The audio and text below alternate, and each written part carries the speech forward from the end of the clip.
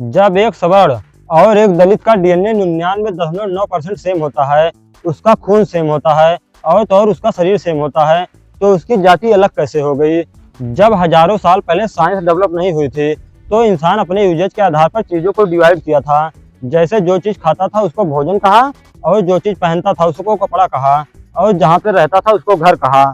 ये classification observation के आधार पर था, साइंटिफिक आधार पर नहीं था। इसलिए साइंस ने कहा कि सिर्फ देखकर चीजों को बांटना गलत है। इसलिए साइंटिस्ट ने साइंटिफिक क्लासिफिकेशन लाया, जिसमें लिविंग ऑर्गेनिज्म को 5 किंगडम क्लासिफिकेशन में रखा गया: मोनेरा, प्रोटिस्टा, फंजाई, एनिमैलिया, प्लांटी।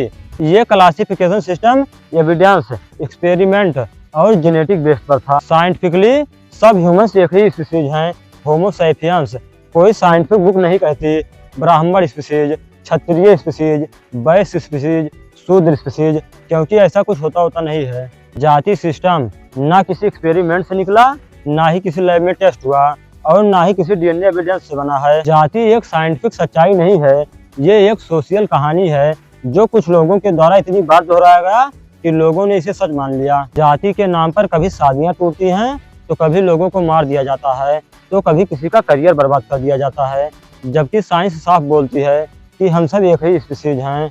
इसलिए दोस्तों, जैसे साइंस ने गलत क्लासिफिकेशन सिस्टम को रिजेक्ट कर दिया, वैसे ही हमें भी जाति जैसे नॉन साइंटिफिक सिस्टम को रिजेक्ट कर देना चाहिए।